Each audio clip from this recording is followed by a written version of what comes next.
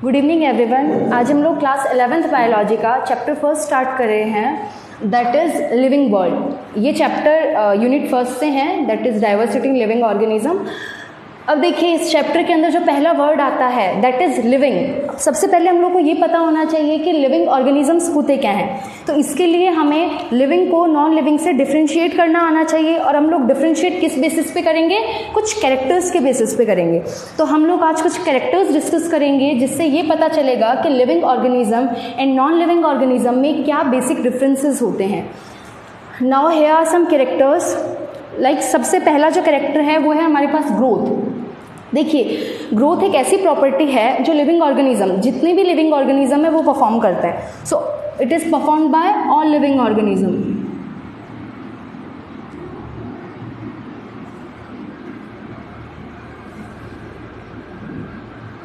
जितने भी living organism हैं वो इस प्रॉपर्टी को परफॉर्म करते हैं। अब देखिए नेक्स्ट क्वेश्चन ये आता है कि ग्रोथ होती क्या है, व्हाट इज ग्रोथ? तो it is nothing, increase in size,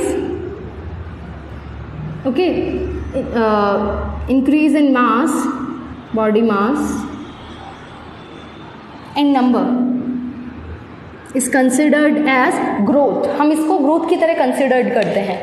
अब देखिए हर लिविंग ऑर्गेनिज्म में ये चीज़ होती है, वेदर वो उसका बॉडी का ग्रोथ हो रहा हो या फिर उसकी बॉडी की सेल इंक्रीज हो रही हो या फिर उसकी बॉडी में मास इंक्रीज हो रहा हो, तो ये सब क्या ग्रोथ के अंडर आता है।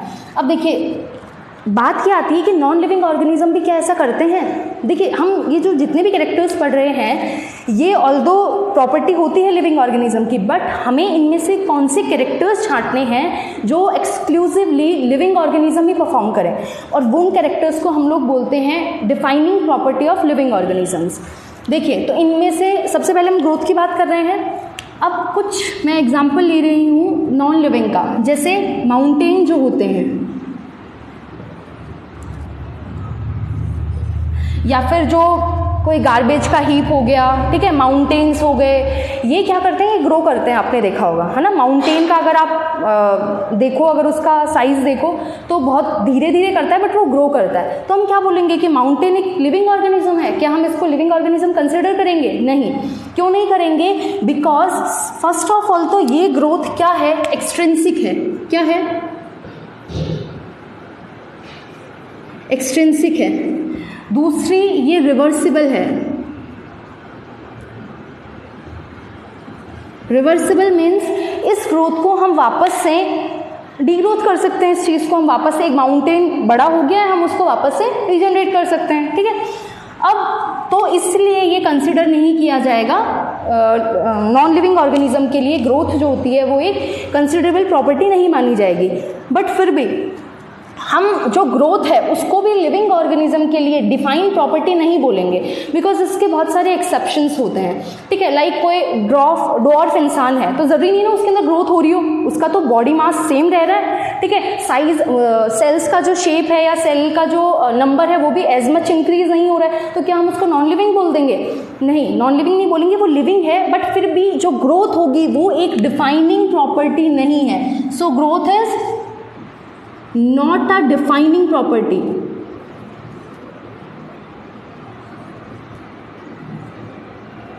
Although it is a property, ये ध्यान रखिएगा, ठीक है। बट कभी कभी आ जाता है क्वेश्चन, ये ध्यान रखिएगा, इंट्रिंसिक जो ग्रोथ होती है ना लिविंग ऑर्गेनिज्म के अंदर, उसको हम लोग डिफाइनिंग प्रॉपर्टी के अंदर कंसिडर कर सकते हैं कि हमारे अंदर जो ग्रोथ होती है वो इंट्रिंसिक है, लिविंग ऑर्गेनिज्म के अंदर जो ग्रोथ होती है वो इंटरनल है ना, due to metabolism process internal growth होती है।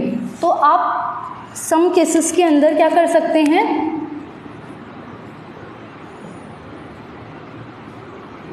इंट्रिंसिक एंड इरिवर्सिबल ग्रोथ होती है हमारे अंदर, उसको हम डिफाइनिंग प्रॉपर्टी कंसिडर कर सकते हैं। बट ऑल्दो ओवरऑल जो आपका कंक्लूजन रहने वाला है ग्रोथ पॉइंट को लेके वो यही रहेगा कि लिविंग ऑर्गेनिज्म के अंदर ये डिफाइनिंग प्रॉपर्टी नहीं है, ओके। हम लोग हमारे नेक्स्ट टॉपिक पे जाते हैं, दैट इज कॉन्शियसनेस। देखिए कॉन्शियसनेस क्या होती है, ये वो एबिलिटी होती है किसी भी ऑर्गेनिज्म की जिससे वो अपने सराउंडिंग्स के लिए, स्टिमुलस के लिए रिस्पॉन्ड करता है, ठीक है। तो व्हाट इज दिस? कॉन्शियसनेस क्या है? रिस्पॉन्डिंग।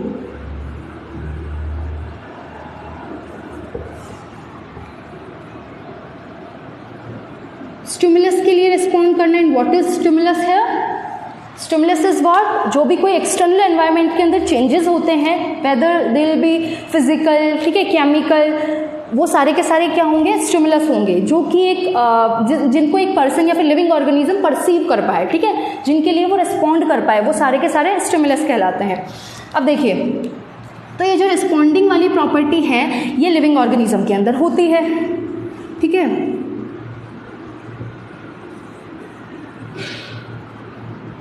ये लिविंग ऑर्गेनिज्म के अंदर होती है, बट नॉन लिविंग ऑर्गेनिज्म के अंदर ये प्रॉपर्टी कभी भी नहीं होने वाली है। और मतलब इसका कोई एक्सेप्शन भी नहीं है, देयर इज नो एक्सेप्शन कि हाँ हो सकता है कोई लिविंग नॉन लिविंग ऑर्गेनिज्म इसको परफॉर्म करे, नहीं, ये कभी नहीं होगा। दैट्स व्हाई इसको हम लोग क्या लेते हैं? Defining property.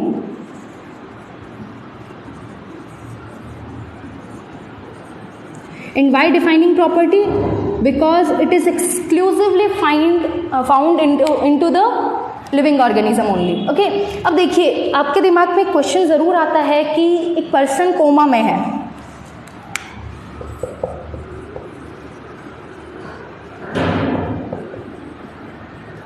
एक पर्सन अगर कोमा में है तो हम उसको क्या कंसिडर करेंगे? क्योंकि उसके अंदर कॉन्शियसनेस तो अभी नहीं है, वो रिस्पॉन्ड ही नहीं करता है, उसको कितना भी बीट कर लो, उसको कितना बोलो, ठीक है, वो रिस्पॉन्ड नहीं करेगा। तो क्या हम उसको नॉन लिविंग ऑर्गेनिज्म कंसिडर करेंगे?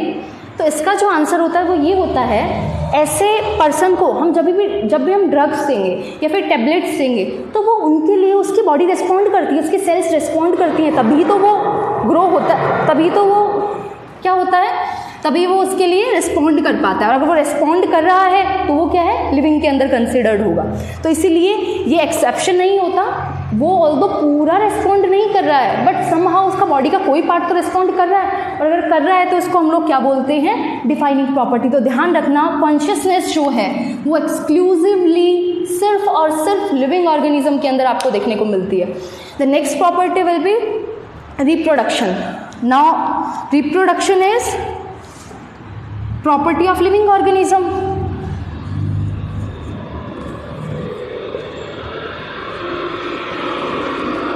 ये सिर्फ लिविंग ऑर्गेनिज्म के अंदर देखने को मिलता है, नॉन लिविंग कभी भी रिप्रोड्यूस नहीं करते। बट अगर मैं एग्जांपल लूं, म्यूल, ठीक है, स्टेराइल कपल, आप इनको कहाँ कंसिडर करेंगे? म्यूल जो होता है वो स्टेराइल है, इनफर्टाइल है। जो स्टेराइल कपल्स होते हैं वो भी इनफर्टाइल होते हैं, they will not able to reproduce. देन हम क्या इन दोनों को नॉन लिविंग कंसिडर करेंगे? नहीं, ऐसा हम लोग इसलिए नहीं करेंगे, वो है लिविंग ऑर्गेनिज्म है, इसीलिए जो रिप्रोडक्शन है इसको हम लोग डिफाइनिंग प्रॉपर्टी नहीं ले रहे, क्योंकि ऑल्दो ये लिविंग ऑर्गेनिज्म है फिर भी वो रिप्रोडक्शन नहीं कर पा रहे हैं, तो इसीलिए हम लोग रिप्रोडक्शन को एक डिफाइनिंग प्रॉपर्टी नहीं लेते हैं। तो it is also not a defining property.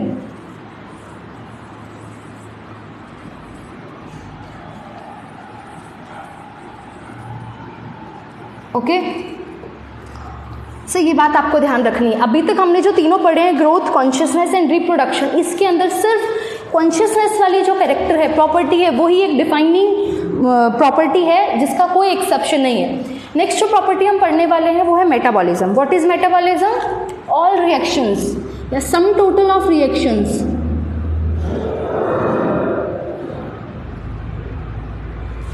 In living organism.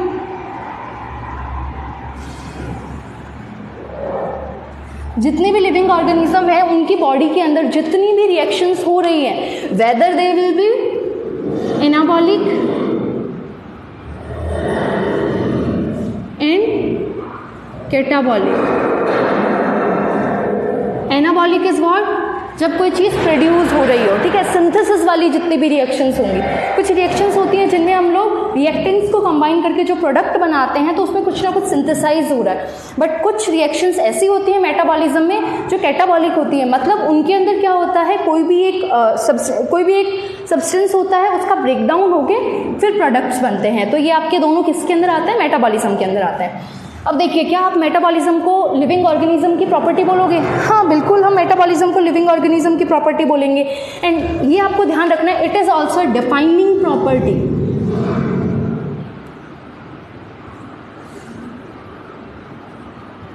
Y defining property? Because it is exclusively present in living organism only. Non living organisms के अंदर कभी भी इस टाइप की रिएक्शंस नहीं होती। अब फिर देखिए, क्वेश्चन ये आता है कि हम लैब के अंदर ऐसे मेटाबॉलिक रिएक्शन लाइक फोटोसिंथेसिस वाली रिएक्शंस हो गई, रेस्पिरेशन वाली रिएक्शंस हो गई, इन सबको परफॉर्म कर सकते हैं। तो कर सकते हैं तो ये तो भैया फिर मतलब एक डिफाइनिंग प्रॉपर्टी नहीं हुई ना। नॉन लिविंग भी तो उसको परफॉर्म कर रहा है। हम बाहर जब इन विट्रो इन चीज़ों को कर रहे हैं तो ये नॉन लिविंग के अंदर कंसिडर होनी चाहिए, बट ऐसा नहीं है। वो जो रिएक्शंस हैं उनको हम लिविंग रिएक्शंस बोलेंगे, बट वो किसी लिविंग सिस्टम के अंदर नहीं हो रही है। लिविंग सिस्टम इज व्हाट हम आगे कंसिडर करेंगे। लिविंग सिस्टम वो सिस्टम कहलाता है जिसके अंदर सेलुलर ऑर्गेनाइजेशन होगा, ठीक है। अगर ये लिविंग सिस्टम के अंदर नहीं हो रही है तो हम इसको डिफाइनिंग प्रॉपर्टी नहीं बोल रहे हैं, ऑल्दो वो जो रिएक्शंस है वो लिविंग रिएक्शंस है सारी, ठीक है। Then also so metabolism is also a defining property of living organism.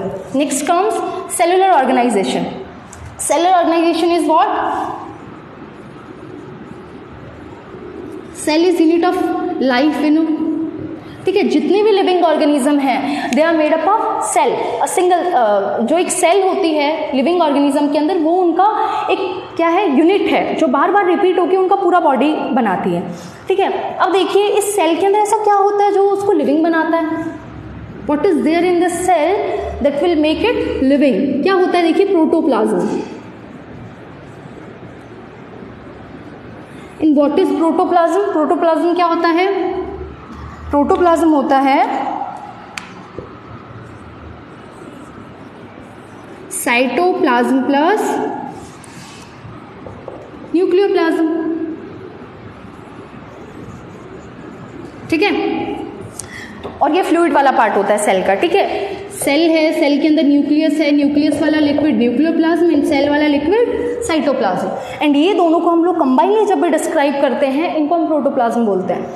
अब देखिए, इस प्रोटोप्लाज्म के अंदर ऐसे खूब सारे बायोमॉलिक्यूल्स आपको देखने को मिलते हैं जो कि क्या होते हैं, आपस में इंट्रैक्शंस करते हैं। आपको क्या लगता है कोई भी चीज़ लिविंग क्यों कहलाएगी? जब उसके अंदर अपने आप से इंट्रैक्शंस हो रहे हो। अब ये जो साइटोप्लाज्म और आपका न्यूक्लियोप्लाज्म होता है, इस फ्लूइड के अंदर जितने भी बायोमॉलिक्यूल्स होते हैं उनके अंदर क्या होता है, आपस में इंट्रैक्शन होता है, और वो इंट्रैक्शन कुछ चीज़ को जनरेट करता है, ठीक है, कुछ एनर्जी जनरेट करता है, जिस एनर्जी की वजह से फिर ये सेल क्या करती है, अपने बेसिस पे फंक्शन परफॉर्म करती है। तो इसलिए हम लोग सेलुलर ऑर्गेनाइजेशन को, ऐसे ऑर्गेनिज्म जिनके अंदर cell as a structure present है, उनको हम लोग क्या बोल रहे हैं, लिविंग ऑर्गेनिज्म बोल रहे हैं। और हर लिविंग ऑर्गेनिज्म के पास क्या होता है, सेल होता है। All living organism consist of cell, hence it is also a defining property. Defining property, okay. So ये आपको ध्यान रखना है। अभी तक हम लोगों ने 5 प्रॉपर्टीज डिस्कस की हैं। कौन कौन सी? Growth, consciousness, reproduction, metabolism and cellular organisation. इन पांचों प्रॉपर्टी में से जो 3 मेजर प्रॉपर्टीज हैं, कौन कौन से? Cellular organisation, metabolism and consciousness. ये 3 ही ऐसी प्रॉपर्टीज हैं जो एक्सक्लूसिवली, इनका कोई क्या एक्सेप्शन नहीं है, ये सिर्फ और सिर्फ लिविंग ऑर्गेनिज्म के अंदर मिलती हैं। बाकी आप ग्रोथ एंड रिप्रोडक्शन को क्या नहीं लेते, एक डिफाइनिंग प्रॉपर्टी नहीं लेते, बिकॉज इनके कुछ एक्सेप्शंस हैं, है ना। वहाँ पे अभी तक साइंस के पास कोई जवाब नहीं है इन चीज़ों का, इसलिए सिर्फ इन्हीं चीज़ों को हम लोग metabolism, cellular organisation and consciousness को ही क्या लेते हैं, एक डिफाइनिंग प्रॉपर्टी लेते हैं। अब देखिए, नेक्स्ट जो हमारा इस चैप्टर के अंदर पार्ट आ रहा है, टॉपिक आ रहा है, वो है diversity in living organism. Living organism के अंदर variety, the word diversity means variety. देखिए, जो सारा हम जो टॉपिक पढ़ रहे हैं वो सब 9th के अंदर हम इसका बेसिक पढ़ चुके हैं, अभी हम सिर्फ उसको आगे एक्सटेंड कर रहे हैं। बट अब देखिए, चलो हम लोग स्टार्ट करते हैं। तो diversity in living organism is what? Variety in living organism. अब देखिए, जब भी हम लिविंग ऑर्गेनिज्म की बात करते हैं, एक ही टाइप के तो लिविंग ऑर्गेनिज्म होते नहीं है सारे, there is a vast variety, है ना। खूब सारे टाइप के लिविंग ऑर्गेनिज्म होते हैं। वेदर बहुत ही सिंपलर ऑर्गेनिज्म देखने को मिलते हैं लाइक अमीबा, है ना, वो भी एक लिविंग ऑर्गेनिज्म है। एंड हम जो सबसे कॉम्प्लेक्स, सबसे एडवांस ऑर्गेनिज्म है, हम भी लिविंग ऑर्गेनिज्म के अंदर कंसिडर होते हैं। तो अगर मैं लिविंग वर्ल्ड को डिस्कस करूं तो इसके अंदर बहुत ज़्यादा वैरायटी है ना, इतनी वैरायटी है कि हम लोगों ने जब इसको पूरा डिस्कवर किया, साइंटिस्ट ने जब पूरा इसको डिस्कवर किया तो पता चला कि 1.7 to 1.8 मिलियन पूरे लिविंग ऑर्गेनिज्म अभी तक क्या डिस्कवर हो चुके हैं। एंड अभी भी मिलियंस ऐसे हैं जो डिस्कवर नहीं हुए, जिनको डिस्कवर करना बाकी है, खूब सारे ऐसे ऑर्गेनिजम्स हैं, ठीक है। इतना तो हम लोगों ने डिस्कवर कर लिया, हमारे पास रिकॉर्ड है। अब देखिए क्या होता है, 1.7 to 1.8 में से जो 1.2 स्पीशीज़ हैं या फिर जो ऑर्गेनिजम्स हैं वो एनिमल है, और 0.5 जो है मिलियन जो है वो प्लांट की स्पीशीज़ हैं। एनिमल्स में से भी जो मेजर आपके एनिमल्स हैं वो आपके इंसेक्ट हैं, ध्यान रखना। इंसेक्ट्स जो हैं वो मेजर है। सबसे ज़्यादा जो आपको एनिमल्स के अंदर आपको जो वैरायटी मिलेगी ना वो मिलेगी आपको इंसेक्ट्स के अंदर। ये आपको याद रखना है, आप लोगों ने पढ़ा भी होगा 9th में कि सबसे जो लार्जेस्ट फाइलम होता है हमारे पास वो कौन सा होता है, Arthropoda, which comprises of insects. अब देखिए नेक्स्ट इसके बाद जो हम पढ़ने वाले हैं, अच्छा इससे पहले हम एक चीज़ पढ़ेंगे। देखिए हम लोग को हमारा अर्थ जो होता है उसको हम लोगों ने डिफरेंट जोन्स के अंदर डिवाइड कर रखा है, ठीक है। इमेजिनरी लाइन होती है दैट इज इक्वेटर, फिर ट्रॉपिक ऑफ कैंसर, कैप्रिकॉर्न होते हैं ऊपर नीचे, देन हम लोग ऊपर चलते हैं तो रीजन्स आते हैं। अर्थ में इक्वेटर के पास वाला जो जोन होता है, थोड़ा सा ऊपर एंड थोड़ा सा नीचे, ठीक है, वो वाला जो रीजन होता है, ठीक है, 23.5 वाला जितना भी रीजन होता है उसको हम लोग बोलते हैं ट्रॉपिकल रीजन, ठीक है। ट्रॉपिकल रीजन इसलिए बोलते हैं उसको कि वहाँ पे जो सनलाइट होती है वो बहुत ज़्यादा और प्रोमिनेंट होती है, ठीक है। एंड जैसे जैसे ऊपर जाते हैं फिर टेम्परेट रीजन आता है, टेम्परेट के बाद आपका कौन सा, एरिड रीजन्स आने लग जाते हैं, ठीक है, एल्पाइन रीजन्स आने लग जाते हैं, है ना, पोलर रीजन्स आने लग जाते हैं। तो इस पूरे अर्थ के ऊपर जहाँ पे सबसे ज़्यादा वैरायटी मिलती है ऑर्गेनिजम्स की वो है आपका ट्रॉपिकल रीजन, ठीक है।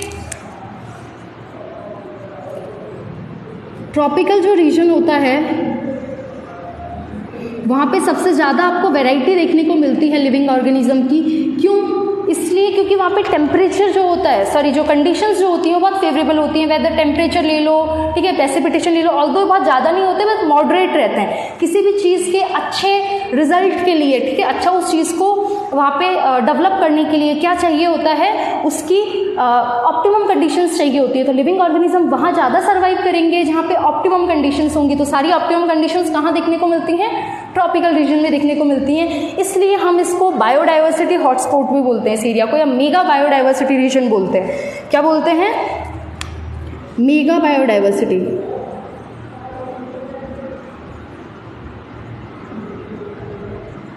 रीजन। अब देखिए टर्म बायोडाइवर्सिटी इज व्हाट, इसको आप अगर आप एक्सपेंड करो तो क्या होगा, diversity in living organism. Living organism के अंदर जो डाइवर्सिटी है उसको अगर हम लोग एक टर्म के अंदर डिफाइन करें, that is biodiversity. It means living and diversity is what, variety. अब देखिए नेक्स्ट जो हमारा जो टॉपिक आता है वो है टेक्सोनॉमी। टेक्सोनॉमी क्या है? ये वो ब्रांच ऑफ बायोलॉजी है जिसके अंदर हम लोग डील करते हैं 3 चीज़ों से, जो क्या है, आइडेंटिफिकेशन, नॉमेनक्लेचर एंड क्लासिफिकेशन। ये इन 3 चीज़ों से हम क्या करते हैं, डील करते हैं। और इन्हीं की वजह से आज जो हमारे पास हमें पता है कि इतनी स्पीशीज़ ऑफ प्लांट हैं, इतनी एनिमल्स हैं, इन्हीं की बदौलत हमें ये सब पता है। बिकॉज इस फील्ड के अंदर, टेक्सोनॉमी के फील्ड के अंदर जो भी साइंटिस्ट होते हैं वो ये पर्टिकुलर वर्क करते हैं और हमारे आगे नई नई डिस्कवरीज लाते हैं लिविंग ऑर्गेनिज्म की, ठीक है। जो टेक्सोनॉमी वर्ड है वो 2 वर्ड से मिलके बना हुआ है, taxis which means arrangement and nomy means rules. मतलब हम लोग कुछ रूल्स के हिसाब से लिविंग ऑर्गेनिज्म को टेक्सोनॉमी फील्ड में अरेंज करते हैं, ध्यान रखना। एंड देन फिर उनको हम लोग स्टडी करते हैं। Father of taxonomy you very well know, Carolus Linnaeus. And जो ये टर्म है, देखो father of taxonomy Carolus Linnaeus है, बट आपको दूसरी चीज़ ज़रूर ध्यान रखनी है, जो टर्म था टेक्सोनॉमी ये दिया था एपी डे कंडोले ने। ये आपको बहुत ध्यान रखना है क्योंकि इन दोनों चीज़ों में बहुत कन्फ्यूजन रहता है, क्वेश्चन आता है कुछ और आप लोग कुछ आंसर कर देते हैं, ठीक है। नेक्स्ट जो टर्म आती है हमारे पास वो है सिस्टमेटिक्स। सिस्टमेटिक्स क्या है? ये एक अलग से ब्रांच है टेक्सोनॉमी के अंदर ही, है ना। टेक्सोनॉमी के अंदर ये एक अलग ब्रांच होती है जिसके अंदर हम लोग टेक्सोनॉमी को इवोल्यूशनरी रिलेशनशिप के साथ पढ़ते हैं। So what will be the systematics? Taxonomy with phylogenetic relationship, taxonomy with evolution. जब भी हम किसी भी ऑर्गेनिज्म को उसके इवोल्यूशन के साथ पढ़ते हैं तो वो सिस्टमेटिक्स के अंदर हम लोग उसकी स्टडी करते हैं, ठीक है। फाइलोजेनेटिक रिलेशनशिप्स क्या होते हैं, किसी भी ऑर्गेनिज्म का अगर हम लोग इवोल्यूशनरी ट्रेंड देखें कि वो किससे इवॉल्व हुआ है, ठीक है, उसके इंसिस्टर्स कौन थे और पीछे पूरा क्या ट्रेंड रहा है, तो ये सारा का सारा उसका क्या हो जाएगा, इवोल्यूशन के अंदर आएगा। और इसके लिए हम एक स्पेशल ब्रांच बनाते हैं, दैट इज सिस्टमेटिक्स। इसके भी फादर, ये जो टर्म है ये भी हमारा कैरोलस लीनियस ने ही दिया है और कैरोलस लीनियस ने इसके सिस्टमेटिक्स के अंदर बहुत ज़्यादा वर्क किया है एंड उन्होंने एक बुक लिखी थी सिस्टमा नेचुरे, किन्ने, कैरोलस लीनियस ने, ठीक है।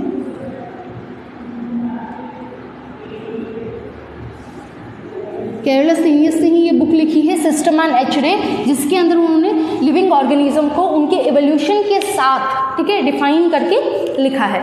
नेक्स्ट चीज़ जो हमारे पास आती है एलिमेंट्स टेक्सोनॉमी के 3 चीज़ें, ठीक है, जिनको हम लोग आगे डिस्कस करेंगे चैप्टर के अंदर, आइडेंटिफिकेशन, नॉमेनक्लेचर एंड क्लासिफिकेशन। देखिए आगे के जितने भी चैप्टर है ना आपके इस यूनिट के अंदर, डाइवर्सिटी वाले यूनिट के अंदर, वो सारे इन चीज़ों पे डिपेंड करते हैं, ठीक है। क्लासिफिकेशन मेजर चीज़ है बट ये भी आपको याद रखना है। देखिए सबसे पहले आइडेंटिफिकेशन की बात करते हैं। देखो जब भी कोई नया ऑर्गेनिज्म की डिस्कवरी होती है ना, उसको देखा जाता है, तो सबसे पहला जो स्टेप होता है टेक्सोनॉमी के अंडर वो क्या होता है, आइडेंटिफिकेशन। हम उस ऑर्गेनिज्म को आइडेंटिफाई करते हैं। आइडेंटिफिकेशन के अंदर क्या करेंगे, हम लोग डिटरमाइन करेंगे कि क्या क्या कैरेक्टर हैं उसके, ठीक है, हम लोग उसके कैरेक्टर्स को देखेंगे, ठीक है, ऑब्जर्व करेंगे कि क्या सिमिलैरिटीज़ हैं दूसरे ऑर्गेनिज्म से, क्या डिसिमिलैरिटीज़ है, सिर्फ ऑब्जर्व करेंगे, है ना, ऑब्जर्व करेंगे। ऑब्जर्व करने के बाद ये सारा आइडेंटिफिकेशन वाला काम हो जाएगा, पहला स्टेप हमारा कंप्लीट हो जाएगा। देखिए सबसे पहले जब टेक्सोनॉमी फील्ड बना था ना, तो उसके अंदर सिर्फ एक ही पॉइंट रहता था, आइडेंटिफिकेशन करना, बट बाद के अंदर जब मॉडर्नाइज हुई टेक्सोनॉमी तो उसके अंदर फर्दर ये चीज़ें डाली गई। इसलिए मेन जो एलिमेंट्री चीज़ है वो आइडेंटिफिकेशन है ऑर्गेनिज्म का। इसके बाद क्या किया गया, nomenclature. Nomenclature is what, giving scientific names.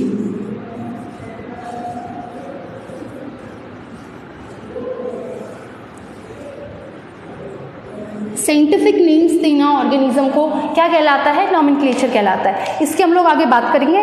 Classification क्या होता है, आपने कोई भी ऑर्गेनिज्म था उसको आइडेंटिफाई कर लिया, उसके सिमिलैरिटीज़ एंड डिसिमिलैरिटीज़ के बेसिस पे, देन उसको नॉमेनक्लेचर किया, उसका हमने उसको नेमिंग दे दी, साइंटिफिक नेम दे दिया, देन हम उसका क्लासिफिकेशन करेंगे। अब मैंने जो कैरेक्टर ऑब्जर्व किए थे उसके बेसिस पे उसको कहाँ रखा जाए, कहाँ रखा जाए मीन्स हमारे पास एक वास्ट लिस्ट है पूरी कि ये ऑर्गेनिज्म अभी तक डिस्कवर हुए हैं, तो उसके कैरेक्टर किससे ज़्यादा मैच कर रहे हैं, मैं उस ग्रुप के साथ उसको रखूँगी। अगर उसके कैरेक्टर मैच नहीं हो रहे हैं तो सेपरेट ग्रुप हम लोग को क्रिएट करना पड़ेगा। तो ये आपके पास क्या होते हैं, 3 एलिमेंट्स होते हैं। नेक्स्ट जो हम पढ़ने वाले हैं वो है नॉमेनक्लेचर। नॉमेनक्लेचर के हम लोग सबसे पहले रूल्स पढ़ेंगे, ठीक है। नॉमेनक्लेचर कितने टाइप का होता है, that is polynomial, binomial, trinomial, ये पढ़ेंगे, ठीक है। रूल्स के हिसाब से साइंटिफिक नेम कैसे दिया जाता है, ठीक है, कुछ एग्जाम्पल्स डिस्कस करेंगे, देन हम लोग इस चैप्टर के अंदर क्लासिफिकेशन पढ़ेंगे।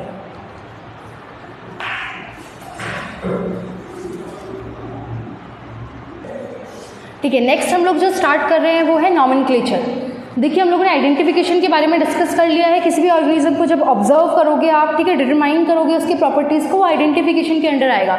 नेक्स्ट जो चीज़ है वो है nomenclature. Nomenclature is what, when we give scientific name to organism. Why scientific name, क्यों उसको कोई नेम देने की ज़रूरत है, ऐसे कोई मतलब क्यों ये रूल क्यों है, साइंटिफिक नेम क्यों देना है, या फिर क्यों ये स्टेप है, ऐसे इसलिए क्योंकि देखिए एक कोई भी चीज़ होती है उसके कॉमन खूब सारे नेम्स होते हैं। लाइक आम की बात करो, यहाँ पे उसको आम बोलेंगे, कहीं आम्र बोलेंगे, कहीं भगवान जाने कुछ और बोलेंगे, डिफरेंट लोकेलिटी में जाओगे तो अलग अलग बोलेंगे वो अपने हिसाब से, अपनी लैंग्वेज के हिसाब से, तो एक कन्फ्यूजन क्रिएट हो जाएगा। लाइक मैं आम बोल रही हूँ, दूसरे देश वाले बोलेगा तो आम्र है, ये तो आम नहीं है, आप पता नहीं आप क्या बोल रहे हो, उसको तो बहुत कन्फ्यूजन क्रिएट नहीं हो जाएगा।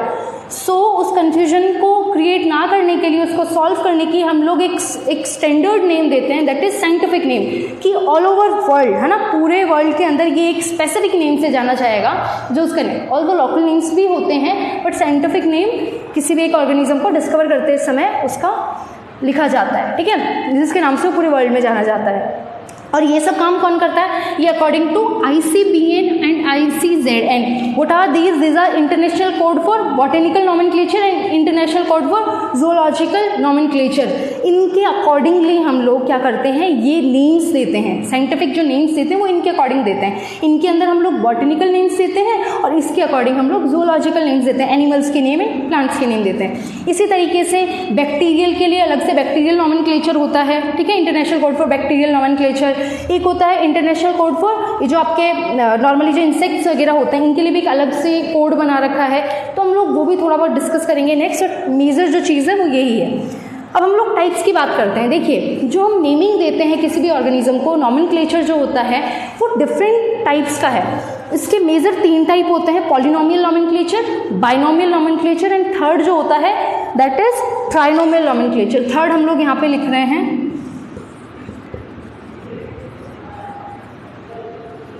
ट्राइनोमियल नॉमेनक्लेचर, ठीक है।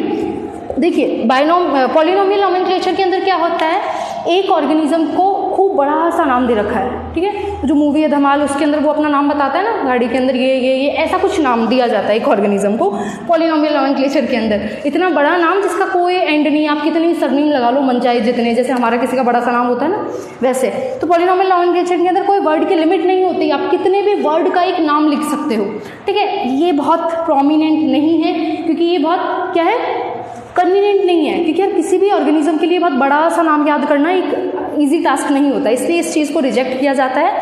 नेक्स्ट आता है आपके पास बाइनोमियल नॉमेनक्लेचर। ये मोस्ट एक्सेप्टेबल नॉमेनक्लेचर है। इसके अकॉर्डिंगली ही जो हम इसके अकॉर्डिंगली ICBN और ICZN क्या करते हैं, नेमिंग करते हैं। बाइनोमियल नॉमेनक्लेचर के अंदर जो भी एक साइंटिफिक नेम दिया जाता है उसके 2 वर्ड के अंदर उसको पूरा नेम दिया जाता है। जो पहला वर्ड होता है वो हमेशा उसके जीनस को रिप्रेजेंट करेगा, उस ऑर्गेनिज्म का जीनस, ठीक है। एंड जो सेकंड वर्ड होगा वो उस ऑर्गेनिज्म की स्पीशीज़ को रिप्रेजेंट करेगा। देखिए, जो टर्म है जीनस, स्पीशीज़, ये सब आप लोग 9th में पढ़ चुके होंगे, ठीक है, कोई भी हार्ड एंड फास्ट चीज़ नहीं है, बट फिर भी हम लोग इनको आगे थोड़ा सा डिस्कस करेंगे चैप्टर के अंदर जब हम लोग हायरार्की ऑर्डर पढ़ने वाले हैं। बट अभी के लिए जो फर्स्ट वर्ड होगा वो जीनस को रिप्रेजेंट करेगा बाइनोमियल नॉमेनक्लेचर के अंदर, एंड जो सेकंड वर्ड होगा वो स्पीशीज एपिथेट को रिप्रेजेंट करेगा। देखिए, जो एपिथेट वर्ड है वो हम क्यों लगाते हैं, जब हम खाली स्पीशीज बोल रहे हैं ना तो हम लोग उसको स्पीशीज एपिथेट बोलते हैं, जब मैं खाली स्पीशीज बोल रही हूँ। लेकिन मैं बोलूँ ये मैंगो की स्पीशीज है, उसके अंदर 2 नाम आ गए, ये उसका जीनस है, ये स्पीशीज है किसी भी नेम का, तो हम उस पूरे को जो पूरा नाम बोलते हैं ना किसी का भी, तो उसको स्पीशीज बोलते हैं। ये मैंगो की एक वेराइटी है, Mangifera indica is specially in India, India के अंदर होता है, तो इसलिए उसकी हमने उसका पूरा नाम इसको स्पीशीज बोला। और स्पीशीज एपिथेट इज व्हाट, जब मैं खाली स्पीशीज वर्ड को रिप्रेजेंट करती हूँ, ठीक है, बाकी कोई इसका एज सच कोई सिग्निफिकेंस नहीं है। नेक्स्ट चीज़ क्या है, अब हम देखिए क्या पढ़ेंगे, कुछ रूल्स हैं। ये हम लोग क्या पढ़ रहे हैं, कुछ रूल्स पढ़ रहे हैं जिसके अकॉर्डिंग हम लोग को नेमिंग देनी है, नॉमेनक्लेचर करना है। ऐसे उठा के मैं राम श्याम सीता गीता नाम नहीं रखूंगी किसी भी एक ऑर्गेनिज्म का, एक साइंटिफिक नेम होना चाहिए। सबसे पहले वो साइंटिफिक नेम लैटिन लैंग्वेज में होना चाहिए, आप कुछ ही हिंदी मराठी में नाम नहीं दे सकते। जो लैटिन लैंग्वेज है उसको ही क्यों एक मोड ऑफ हम लोग नॉमेनक्लेचर के अंदर हम लोग क्यों उसको ही प्रेफरेंस देते हैं, सबसे पहला तो इसलिए क्योंकि जो साइंटिस्ट थे कैरोलस लीनियस, इन्होंने रूल्स दिए थे, ठीक है, बाइनोमियल नॉमेनक्लेचर वाले जितने भी हैं, तो उन्होंने जितना भी अपना स्टडी किया था वो सारा लैटिन में था। तो फर्स्ट ऑफ ऑल तो वो भी एक चीज़ है। दूसरा, जो लैटिन है वो एक डेड लैंग्वेज है, इसके अंदर ग्रामर वाला कोई केस नहीं होता बहुत ज़्यादा। एंड दूसरी चीज़ क्या नहीं होती, इसके अंदर सिनोनिम्स नहीं होते। एक वर्ड जो है वो पूरे डिक्शनरी में एक है, उसके जैसा आपको दूसरा मिलने वाला ही नहीं, इसलिए हम लोग ज़्यादा प्रेफरेंस देते हैं लैटिन लैंग्वेज को, because it do not contain any synonyms and all. Next जो चीज़ है वो हमें याद रखना है, 2 वर्ड जो इसके अंदर होते हैं, तो पहला आप हमेशा जीनस लिखोगे एंड सेकंड जो वर्ड है will be followed by species. हमेशा सेकंड वर्ड स्पीशीज होगा, फर्स्ट वर्ड जीनस होगा। नेक्स्ट जो रूल है वो ये है, जो फर्स्ट लेटर होगा, लाइक कोई भी मैंने साइंटिफिक नेम दिया, उसका जो फर्स्ट वर्ड होगा उसका जीनस जो है उसका जो फर्स्ट लेटर है वो हमेशा कैपिटल में लिखा जाएगा, ठीक है। एंड जो आपका सेकंड जो स्पीशीज़ है उसका जो फर्स्ट लेटर है वो हमेशा आप स्मॉल में लिखोगे, ठीक है, फर्स्ट सेकंड। हमारे नेम के हिसाब से नहीं होता, ध्यान रखना, हमारा सरनेम हमेशा कैपिटल के अंदर पहला लेटर लिखा जाता है, उसके जस्ट उल्टा है ये। नेक्स्ट चीज़ जो है वो आपको याद रखनी है, इसका जो 4th रूल है वो ये है, जब भी आप एक साइंटिफिक नेम को प्रिंट करवाते हो, जब भी वो बुक्स में मिलेगा आपको, ठीक है, आपके पेपर्स में मिलेगा, जर्नल्स के अंदर मिलेगा, तो वो प्रिंटेड फॉर्म में होना चाहिए, सॉरी इटैलिक्स फॉर्म में होना चाहिए। इटैलिक्स मीन्स वो जो स्लाइटली हम लोग जो ऑब्लिक वाला वो लैंग्वेज वो जो होता है ना एक फॉन्ट होता है, उसके अंदर इटैलिक्स के अंदर वो चीज़ प्रिंटेड होनी चाहिए। एंड नेक्स्ट इज, अगर आप उसको हैंड रिटन कर रहे हो, लाइक मैंने लिखा है अभी भी कॉपी के अंदर कोई साइंटिफिक नेम, तो वो सेपरेटली अंडरलाइन होना चाहिए। एक तो आपने जीनस लिखा, एक आपने स्पीशीज लिखा, दोनों को आप सेपरेटली अंडरलाइन करोगे, वो लाइन पूरा एक नहीं होना चाहिए, ठीक है, वो लाइन ब्रेक होना चाहिए। तो ये आपको ध्यान रखना है। नेक्स्ट आपको जो ध्यान रखना है वो ये है कि जब भी साइंटिफिक नेम दिए जाते हैं ना, तो या तो जीनस या फिर स्पीशीज़, किसी भी वर्ड के अंदर 3 से ज़्यादा लेटर नहीं होने चाहिए, एंड सॉरी 3 मिनिमम लेटर 3 तो होने चाहिए, 2 लेटर का कोई साइंटिफिक नेम नहीं होगा, ठीक है, एंड 12 मैक्सिमम उसके अंदर होनी चाहिए और 3 मिनिमम होनी चाहिए। ये मैं किसकी बात कर रही हूँ, एक वर्ड की, या तो जीनस या फिर स्पीशीज़, दोनों को मिला के तो ऑब्वियस है 12 से ज़्यादा बहुत सारे बन जाएंगे।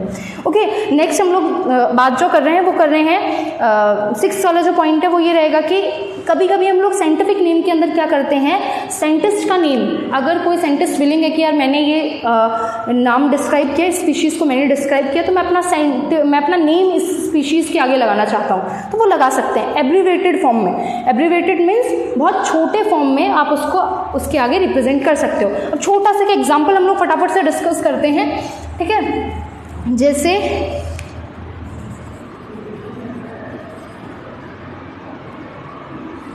मेंजीफेरा इंडिका,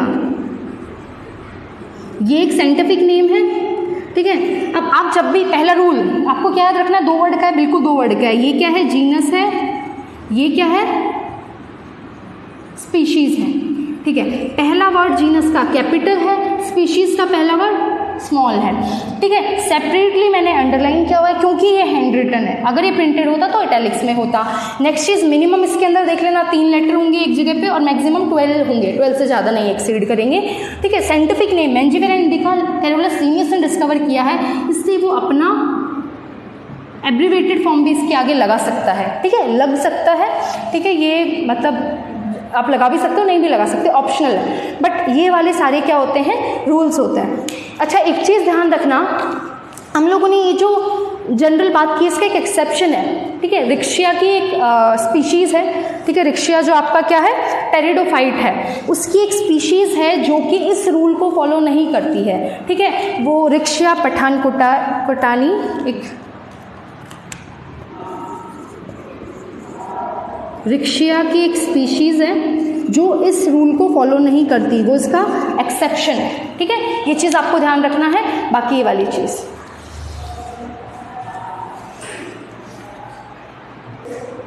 अब नेक्स्ट चीज़ हमारे पास क्या है, कुछ वर्ड्स हैं। इससे पहले हम लोगों ने रूल्स पढ़ लिए, इसके बाद हम लोग ट्राइनोमियल नॉमेनक्लेचर को थोड़ा सा डिस्कस करेंगे। देखिए, ट्राइनोमियल नॉमेनक्लेचर के अंदर क्या होगा, 3 नेम दिए जाते हैं एक ऑर्गेनिज्म को, ठीक है, 3 वर्ड होते हैं। उसके अंदर क्या होता है, जो पहला वर्ड होगा, देखिए ट्राइनोमियल नॉमेनक्लेचर के अंदर क्या होगा,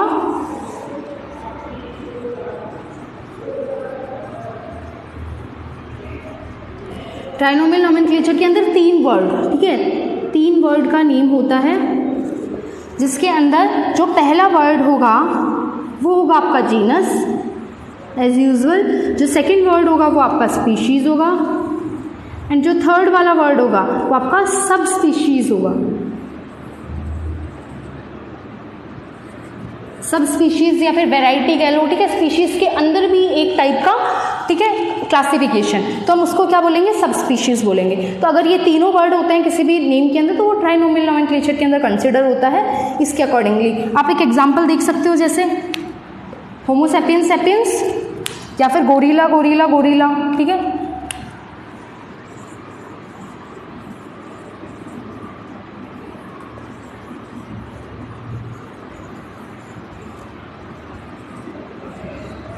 ये एक एग्जाम्पल है ट्राइनोमियल नॉमेनक्लेचर का। जो गोरिला है उसकी जीनस भी गोरिला है, स्पीशीज़ भी, एंड एक सब स्पीशीज़ भी है गोरिला के अंदर, तो ये क्या है, एक साइंटिफिक ट्राइनोमियल नॉमेनक्लेचर हो गया। इसके अलावा आप होमो सैपियंस भी ले सकते हो, होमो सैपियंस सैपियंस, ठीक है, तो ये भी क्या हो जाएगा, ट्राइनोमियल नॉमेनक्लेचर के अंदर आ जाएगा। ऐसे बहुत सारे एग्जाम्पल हैं, लाइक ब्रेसिका ओलेरेशिया कैपिटाटा, ठीक है, एक ब्रेसिका की है ना वैरायटी है, तो ये सब क्या होगा, ट्राइनोमियल नॉमेनक्लेचर के अंदर हम लोग कंसिडर करेंगे। इसके बाद आपके पास कुछ वर्ड्स होते हैं, ठीक है, जिनको आपको जानना ज़रूरी है। First is ट्यूटोनिम। ट्यूटोनिम क्या होता है, जब भी किसी, सबसे पहले हम सिनोनिम की बात करते हैं। देखो, सिनोनिम क्या होता है, जब भी किसी ऑर्गेनिज्म को उसके जैसा कोई नाम दे दिया जाए, ठीक है, मतलब एक ऑर्गेनिज्म का तो ये नाम है ही, वैसा ही दूसरे ऑर्गेनिज्म का भी दे दिया जाए तो उसको सिनोनिम्स बोलते हैं। ठीक है, एक ही नाम दो ऑर्गेनिज्म को दे दिया जाए तो उसको हम लोग हमेशा सिनोनिम बोलेंगे। इसके अलावा एक आता है ट्यूटोनिम। ट्यूटोनिम का मतलब होता है जब भी एक ऑर्गेनिज्म का स्पीशीज है ना एंड उसका जीनस दोनों के दोनों सेम हो, लाइक नाजा नाजा दैट इज कोबरा। ठीक है, इसके अंदर जो जीनस है वही सेम स्पीशीज है, तो ये क्या है ट्यूटोनम, जिसके अंदर ये दोनों चीज़ सेम आती है उसको ट्यूटोनम के अंदर कंसिडर हम लोग करते हैं। ठीक है, इसके बाद ऑटोनिम आता है। ऑटोनिम के अंदर ट्राइनोमियल नॉमेनक्लेचर के जो भी 3 वर्ड होते हैं उसके अंदर स्पीशीज एंड सब स्पीशीज सेम होती है। ठीक है, लाइक होमो सेपियंस, सेपियंस है ना, सेपियंस एंड सेपियंस क्या है, स्पीशीज एंड सब स्पीशीज, ये दोनों के दोनों इस केस के अंदर सेम है। So this will be the example of your autonym. So these are some words जो आपको याद रखना बहुत ज़रूरी है। सिनोनिम के अंदर सेम नाम मैंने दे दिया, इसको भी दे दिया, इसको भी दे दिया, ये आपको याद रखना है। ठीक है, तो अब इसके बाद आपको कुछ इंपॉर्टेंट टर्म जैसे ICNCP, ये क्या है, international code for cultivated plants. कुछ प्लांट की वैरायटी होती है, ठीक है, जिनको हम लोग डे बाय डे मॉडिफाई करते रहते हैं, इसके अकॉर्डिंग उन प्लांट्स की नेमिंग की जाती है। वो कोई साइंटिफिक प्लांट नहीं है, लाइक ब्रेसिका की खूब सारी वैरायटीज आती हैं, तो आपने कुछ नया डिस्कवर नहीं किया, आपने बनाया है, तो उसको ICBN या फिर ICZN नेमिंग नहीं देते, उसको ICBN नेमिंग नहीं देता, उसको एक अलग से एक काउंसिल होता है वो ये नेमिंग देता है। नेक्स्ट होता है ICNB, this is international code of nomenclature of bacteria, ये सिर्फ और सिर्फ बैक्टीरिया के लिए होता है। ठीक है, तो इस चैप्टर के अंदर नेक्स्ट जो पार्ट बचता है हमारा वो बचता है क्लासिफिकेशन। क्लासिफिकेशन के अंदर हायरार्की पढ़ेंगे, लास्ट में हम लोग टेक्सोनॉमिकल एड्स के बारे में डिस्कस करेंगे एंड इस चैप्टर में हम लोग ये सारी चीज़ें डिस्कस करने वाले हैं। ओके,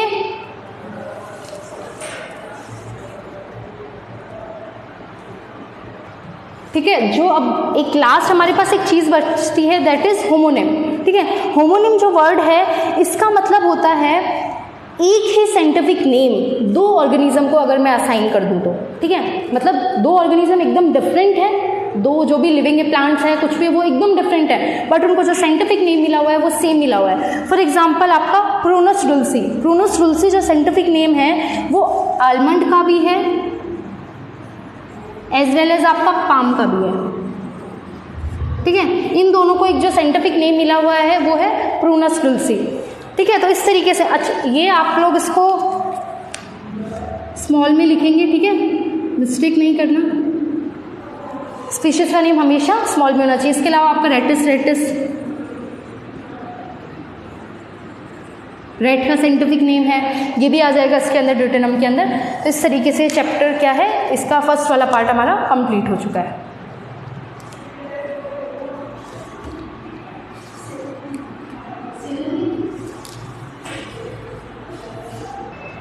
ठीक है, लास्ट हमारे पास सिनोनिम को हमने जैसे डिस्कस किया, ये सिनोनिम के अंदर क्या होता है, एक ही ऑर्गेनिज्म को एक से ज़्यादा नेम मिलता है। ठीक है, एक ऑर्गेनिज्म को एक से ज़्यादा साइंटिफिक नेम दिए जाते हैं, बट इसमें ध्यान रखना सिनोनिम के अंदर जो फर्स्ट नेम होता है, सबसे पहले जो उसको साइंटिफिक नेम मिला था वो मोस्ट प्रायर होता है, वो सबसे ज़्यादा उसको प्रायोरिटी दी जाती है। बाद के नाम हम लोग जस्ट कंसिडर करते हैं बट इतने ज़्यादा इंपॉर्टेंस के नहीं होते।